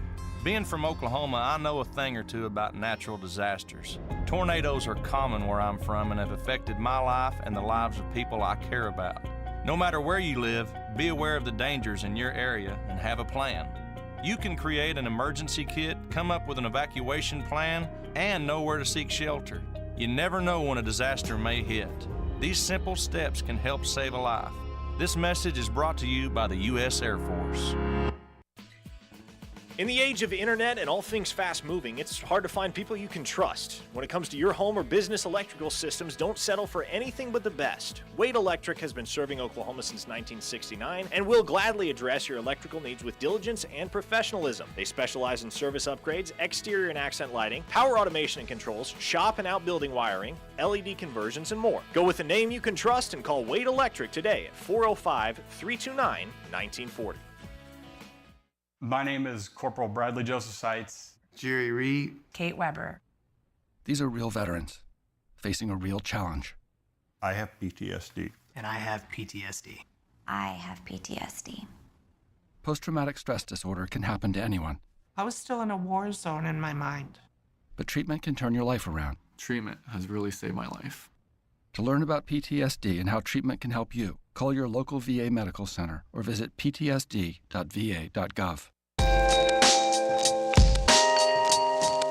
We are back here, and we're at Cavens on a Wednesday. We've got the man, Gary Cavens, here. We'll be heading to the text line here in a bit, but always a great pleasure to be out here at Cavens. The number one disaster response team, I'm going to say, in the whole world, not just the state of Oklahoma. News, you're now permanent in Edmond, and you got another big license, right, that you want to talk about for a second? Yeah, we're super excited. We purchased, we've been renting up in Edmond. A year ago, a little bit less than a year ago, we opened the office up there. We've been renting and everything, and we went ahead and made a decision to purchase up there. So we purchased a new office off Waterloo Road that will take over the first of the month, and we'll be working out of there hopefully within the next 60 days fully as far as the Edmond area. But Edmond's been so great to us and welcoming us and using us for their water and mold and all their needs and everything up there. So we wanted to do a permanent. And the Waterloo location's really good because it allows us to service Guthrie and Stillwater in northern Oklahoma. We're close to I-35, so we can hit it going south, hit it going north. So we're really excited about this new property and area, and we're just super excited about that. And then also we are officially starting to do highway spills. So we picked up our highway spill license and all of our DOT stuff and everything. And so now we are rolling into that. And semi rolls over, fuel tank rupture, spills out on the highway, Cavens can come clean it up. They don't just hand those out. You got to be big time and know what you're doing to get one of those. Yes. So, that's a great point. And Cavens, it doesn't matter if you have a mold or water loss at your home, you're going to get the best of the best. We train. And if it's a spill on the highway, you're going to get the best of the best. If it's a commercial building in between, you're going to get the best of the best. We invest heavily on training and development, our people, and making sure that they're the best when they're responding to your disaster, whatever your disaster might be at that moment. Yeah, we were just talking about this off the air that, I don't want to sound like the old man here, but a lot of today's youngsters don't want to put in the work. They just want to jump to the front of the line. And I know how hard you worked to build this business, but I still see how hard you work. It's not like Gary strolls in here and puts out his cigar after going and sitting with his feet up, in his CEO desk. He's out there half the time. Hey, where's Gary? Oh, he's at a school in Houston trying to get a license here or something, or he's out on a job. You continue to work, and you guys, that's why you really set the standard, I think, is because you continue to learn new techniques, and you're always learning new stuff, and you keep working harder than anybody else in this business. 100%. I set an example for my team about training and development and making sure we have the best technology to be able to help. Because at the end of the day, making sure that the person beside you knows as much as you do when you're responding to a disaster or an emergency is super important, because you want to be able, number one, for health and safety of your team that you're working with, my team that I'm working with, health and safety of the client, and then also you want to get that property secured and make sure there's no additional damage to it as quickly as possible, because I've seen it. I've seen it where people have waited and it's cost them a lot more money because they didn't call right away. I've seen it where people didn't call at all and then they lost their businesses. I've seen it all different shapes and sizes, all of it out there. And what I can tell you is one thing. If you have a disaster, you have a water loss, you have an issue, pick up the phone and make the call. Cavens is here 24/7. You're going to talk to a live person here. You can Google us. You program the phone number in your phone, but we're here, and we're here to help, and we know what we're doing. Calling us out there is, the best decision that you're ever going to make. And again, we say this a lot with the recent range. You don't want to mess with mold. You don't want to be a do-it-yourself guy there. You may think you have it, but more than likely, 99% of the time, you don't have it.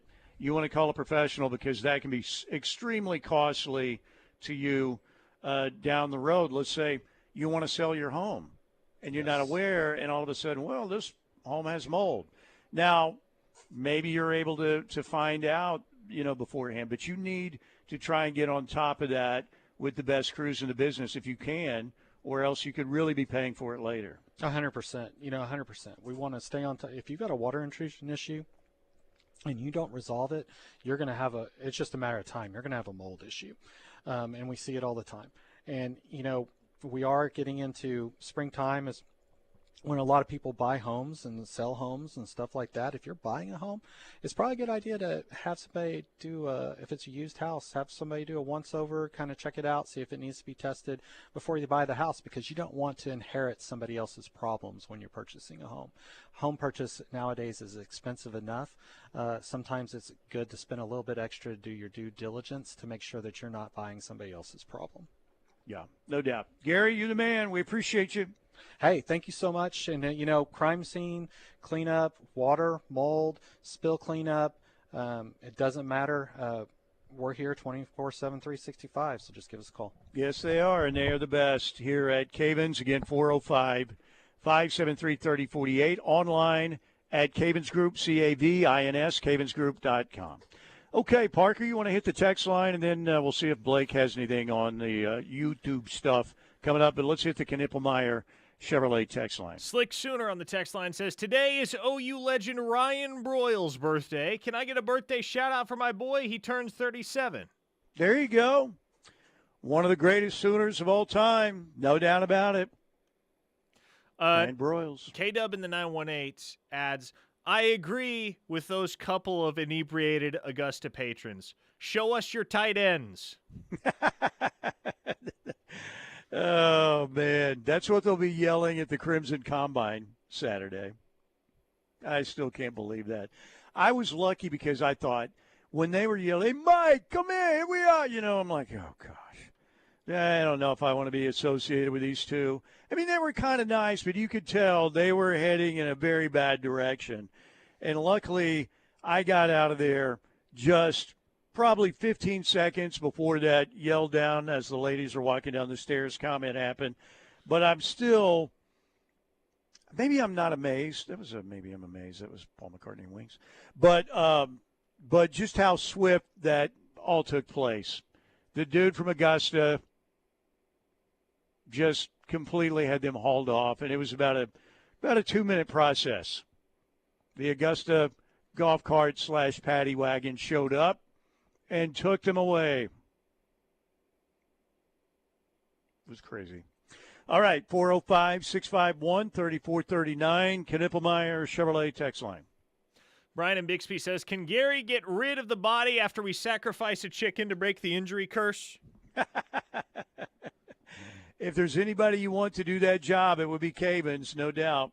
No doubt. I'm going to do my best, Steely. I'm not well-versed enough in golf to know how to pronounce this name perfectly, but I'm going to take a shot.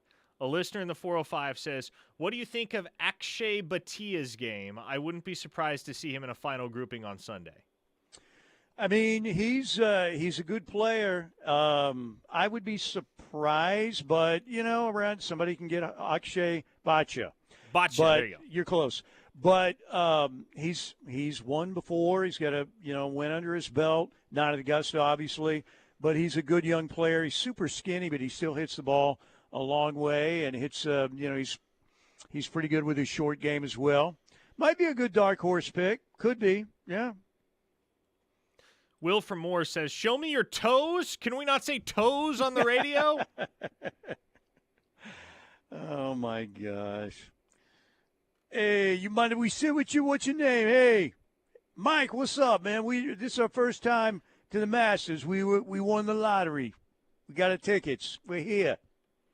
It was like having a couple of Tony Soprano's crew on the grounds at Augusta. You might say they were loose off that Henny. Yeah, maybe. Who was it who said that? Zach Sanchez? That's right. It was Zach Sanchez.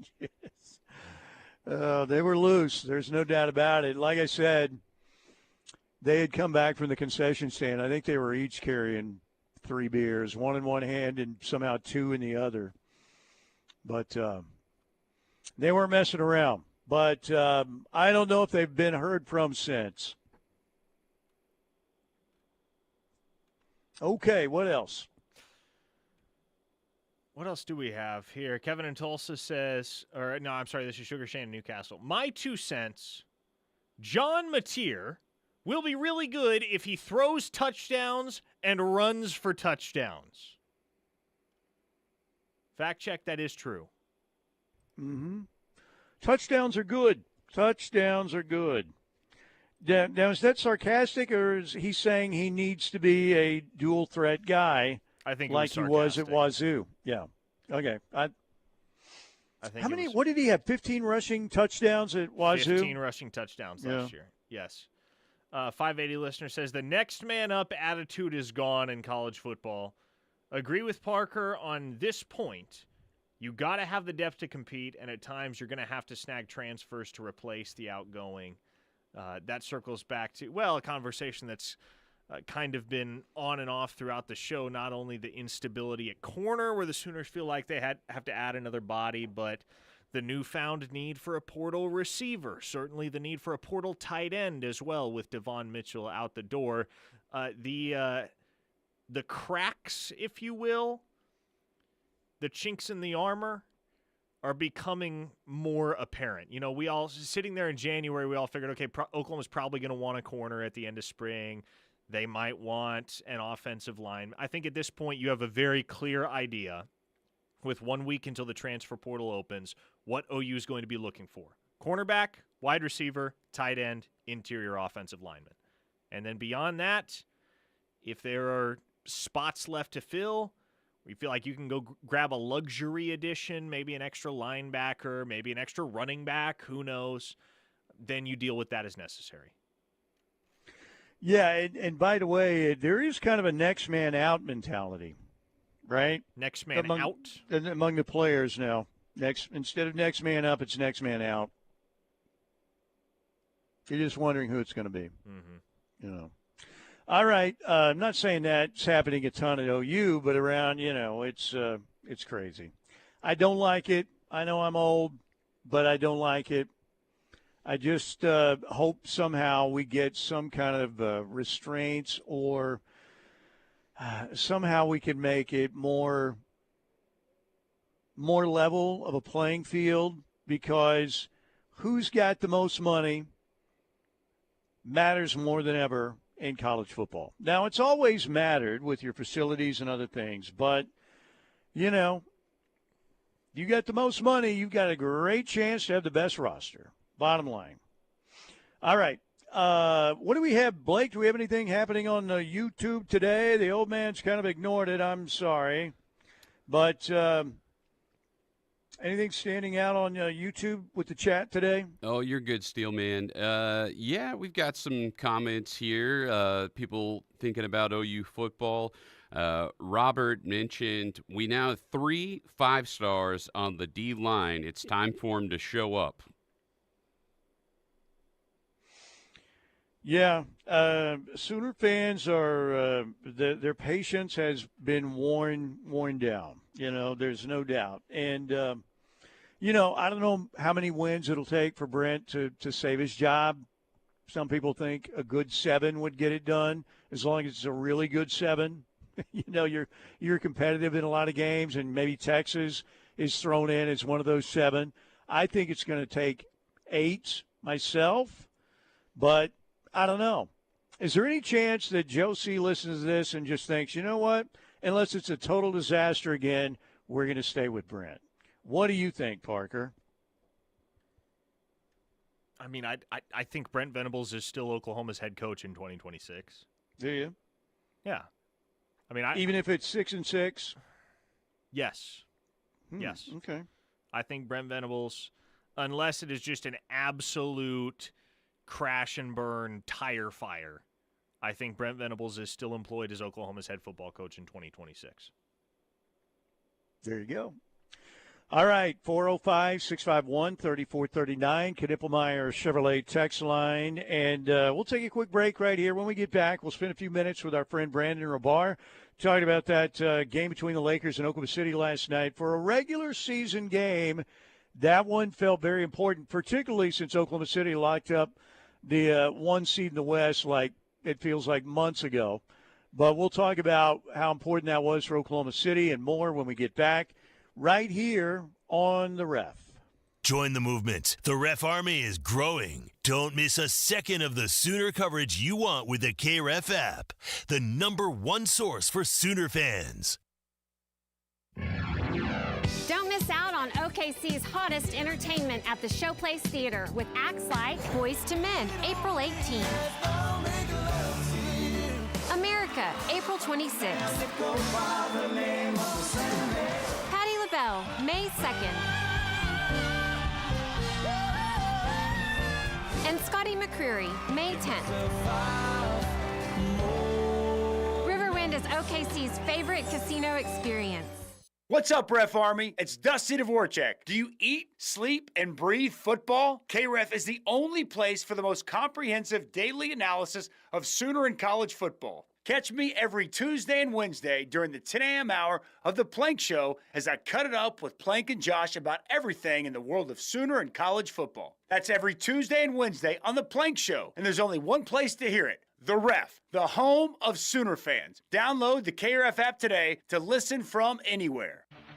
OU softball, baseball, and gymnastics offer great opportunities for you to get out for some exciting action and support your Sooners. Going to an OU event or game? Balfour of Norman on Campus Corner invites you to stop by and get some new OU gear. Whether it's a softball jersey with your favorite player or just a new lucky shirt or hat to wear to the game, Balfour has everything you need to be in style and showing your colors. Cheer for the Sooners in the best and newest styles in Sooner sportswear. Locally owned for more than 45 years, Balfour continues to be Sooner fans' favorite OU store. and has everything you need. Balfour has the latest styles and fashion trends for men, women, and children. You can find something for every Sooner fan. When it comes to hats, they have you covered with more than 100 styles to choose from. Even OU socks, so you're literally covered from head to toe. Graduation is right around the corner. They have OU diploma frames in stock. Or you can always get a gift card so they can choose the perfect gift for themselves. Come see us on the corner or shop online at crimsonproud.com, where you will find everything Sooner. Tired of your current living situation? Now is the best time to make a move. Interest rates are dropping and Home Creations is offering the best financing around with rates as low as 3.625%. This will save you hundreds per month on your brand new Home Creations home. Live like a champion today by calling Holly at 405-364-9999 for full details. 364-9999 means Home Creations. APR 6.508%. At Confidence Ford of Norman, we believe in living up to our name. Our commitment to confidence is in everything we do. Whether you're searching for the perfect vehicle from our extensive selection of new Ford models or pre-owned cars, our dedicated team will help you every step of the way. Because with us, you're family. We're conveniently located at 825 North Interstate Drive. Confidence Ford of Norman, a Cavender Auto family dealership where confidence is Cavender. It doesn't seem possible, but we're celebrating our 50th anniversary at Markham's Nursery this spring. Back in 1975, our family started our business down on the farm in Washington, Oklahoma. A lot of things have changed since then, but the honest and appreciative way Bill and Shree serve their customers hasn't changed a bit. Seasoned gardener or just getting started, we can help make your landscape or garden a success. Come celebrate our 50th with the folks who know how to grow in Oklahoma, Markham's Nursery. Markham's Nursery, just add the sun. Somewhere, there's a river rushing through the woods while someone rushes through their day. There's a mountain looking up at the sky while someone looks down at their phone. A trail waiting to be walked while someone waits for a latte. This world is full of somewheres waiting for someone just like you. So go see yours at 154 national forests and 20 grasslands. And to learn more, visit nationalforest.org. The National Forest Foundation. See your somewhere.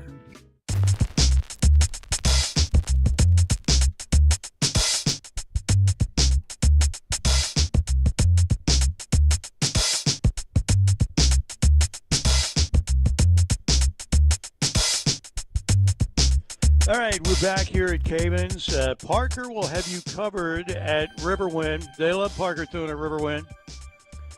He'll be out there on Friday, and keep in mind, on Friday, new tickets go on sale for shows at the Showplace Theater that were announced a few days back. July show, Sawyer Brown Band on July 11th, August 1st, Tracy Lawrence, August 15th, Sammy Kershaw. Those tickets go on sale Friday morning. I highly recommend you get online at riverwind.com. They will go quickly. And if you're out and about at the casino, you want to come out, you're an early riser, and you get out to Riverwind, just drop by the box office right there in front of the Showplace Theater. Next up, we have America at the Showplace Theater, Saturday, April 26th. Boys to Men, Monday, April 28th. In May, Patti LaBelle, the Randy Rogers Band, and Scotty McCreery. And don't forget, you can also get your Beats and Bites tickets as well for the Outdoor Food and Music Festival beginning in June at Riverwind, entering its 9th year, one of the best entertainment values every summer. Tickets are only $10 for this event. And once again, in June, Josh Turner and Edwin McCain. In July, Rick Springfield on July 19th on a Saturday night with a fireworks show afterwards. And you know what Riverwind's fireworks show is all about. It's real and it's spectacular. In August, Kansas and Starship together on the same night, August 9th on a Saturday. In September, Gary Allen with Drive. And you can also buy a Beats and Bites season pass as well. Get online at riverwind.com. With the Beats and Bites pass, you also get some cool swag from Riverwind. Brandon Rabar was pretty cool last night as Brandon joins us on the Riverwind Casino hotline that Oklahoma City dominates the third quarter against the Lakers 39-22. Obviously, Luka being ejected after picking up his second tee with 7:40 left in the game was huge, but How big do you think that win was psychologically after Oklahoma City lost by 27 to the Lakers on Sunday? I mean, I was glad that Luka and LeBron and Austin Reeves and all their guys played because the Thunder wanted that win. And, you know, the Thunder had not lost 3 games in a row all season, and they'd only lost back-to-back games twice. So the Thunder came out with some fight. And it's funny because the Thunder had nothing to play for. They have the number 1 seed locked up in the West for the last few weeks. They technically still have to win one more game or one more Cavs loss to get the number 1 seed throughout the playoffs. But I think that winning that game last night and in the fashion that they did was pretty big psychologically going into the playoffs and gets, you know, kind of stamps a brilliant regular season in a big way. It was interesting because I know you and I had talked a little bit, and I'm thinking, man, would they play Luka? He's going to play in Dallas tonight. The Lakers had Hachimura listed out. Everybody else as, you know, day-to-day questionable. And the Lakers fired their guns last night. Did that surprise you? It did surprise me. I will say this, though. You know, because today's game against the Mavs is so big for Luka and what that means and everything, but I think the thought was probably they're going to beat the Mavs. I think they probably feel pretty confident in that.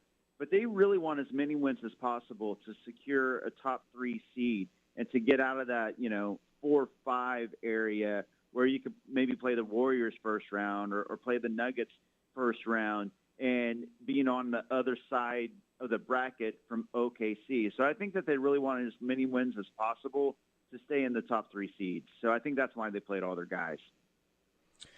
Yeah. The one thing that I look at with Oklahoma City, Shea's a great player. First of all, in the playoffs, having guys who've been there and done that, and, you know, you finally won a championship for your first time, and I think eventually Oklahoma City's going to get that. Will it be this season? We'll have to wait and see. But when you got Golden State with Steph, and we know what Jimmy Butler's been in the playoffs. Luka hasn't won. LeBron has. But are you concerned that – and I think J-Dub's a heck of a player, and Oklahoma City's got a great roster, very deep. But sometimes you need double superstars and shot makers. And J-Dub's becoming better at that. But what do you think about, you know, some of the criticism? Well, Oklahoma City's got Shea, but do they have a real guy who's going to be able to step up when they need a bucket? And I guess we'll just have to find out. Yeah, we'll just have to find out. I do think that's the biggest question mark for the Thunder going into the postseason. We know that SGA is an MVP player, and he rose to the occasion last playoffs.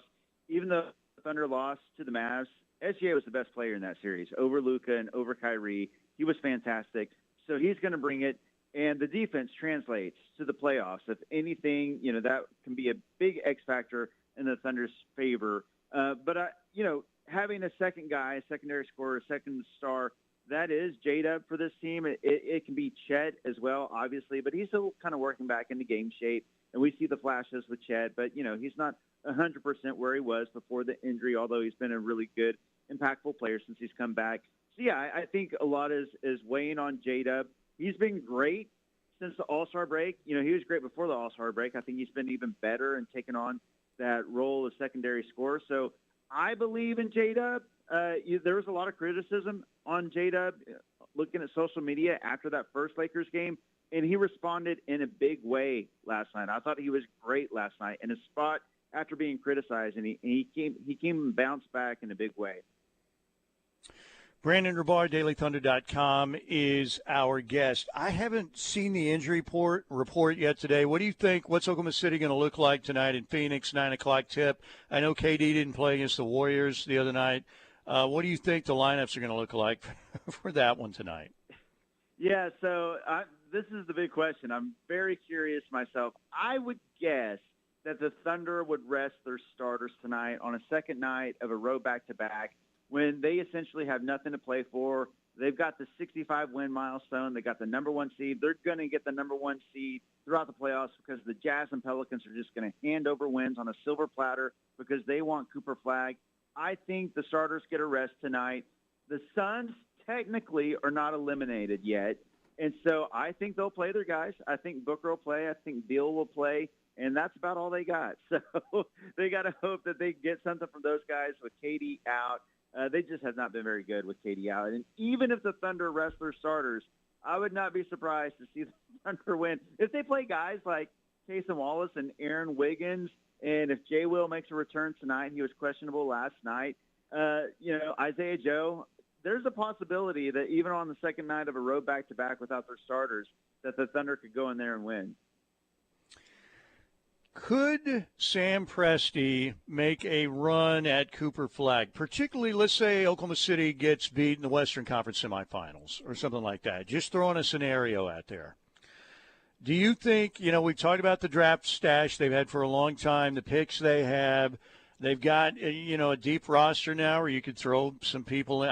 Taysom Wallace, maybe somebody like that as well.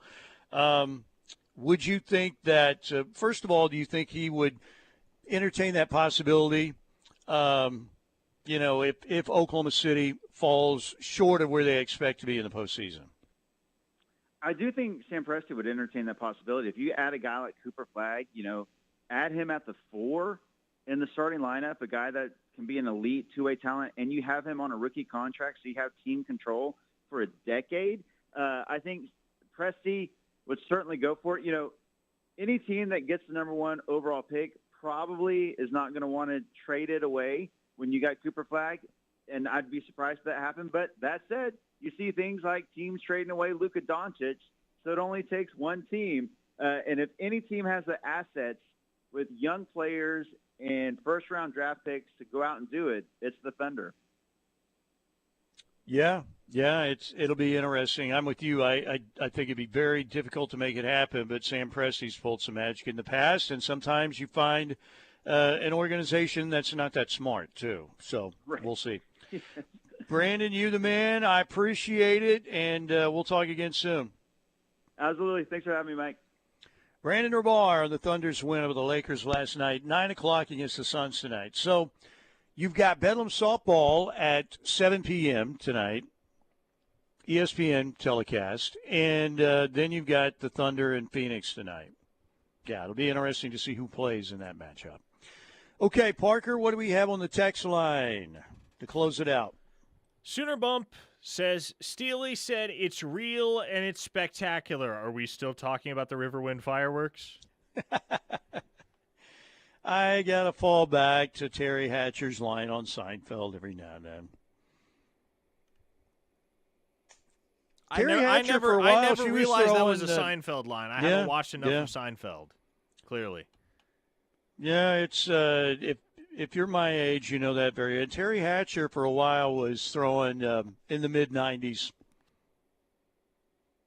And I'm not talking decades. You know what I'm saying? Back in the, Lois and Clark days. Okay, 405-651. Do we have time for one or two more before we get out of here? Here's a text from Reformed Homer. Okay. I think OU needs to be in the CFP conversation the last week of the season for Brent's job to be safe. I don't really feel that way. Obviously, you hope that's the case. But if Oklahoma is at the end of the regular season, I don't know, 7-4 in November, trying to win the last game of the regular season to get to 8 wins, at that point, I don't feel like Oklahoma's moving on from Brent Venables. I don't feel as though his job security is a major point of contention. I think Oklahoma would have to have a losing record this year in order for Brent Venables to lose his job. Yeah, it's going to be fascinating to see how it plays out. Because last year you think if they just had a decent offense, they could have won a couple more games. There's no doubt about it. And, of course, the game that was the worst was Missouri. Anytime you lose to Texas, but Texas had a better team and controlled the game. The South Carolina game was over in 5 game minutes. I don't think I've ever seen that in an Oklahoma football game, even during the Blake era. Well, maybe the Blake. I'd have to look back, but basically it's ball game in 5 minutes, right? The Missouri game though was just brutal, absolutely brutal. But like I said, there was no complimentary football played. the defense, even when it did its job, particularly I go back to that Tennessee game, time and time again, the offense let them down. And eventually, when that keeps happening, you're even going to give up some yards and points when you have a pretty darn good defense. All right, want to thank Gary and the crew here at Cavens. I will be off tomorrow and Friday. Parker will have you at Riverwind on Friday. Parker, hope you enjoy it out there. You guys have a great show on Locked In coming up next. Appreciate everybody very, very much. I'll be enjoying the action at Augusta tomorrow and Friday. I'm really lucky. Have a great rest of your